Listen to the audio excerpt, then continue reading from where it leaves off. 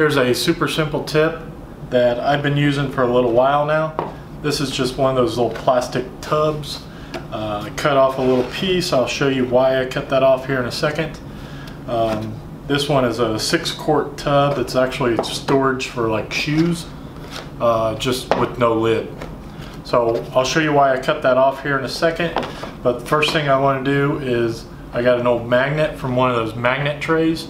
I'm going to glue it, hot glue it into the bottom of this tray. I'll put a little bit of glue on here.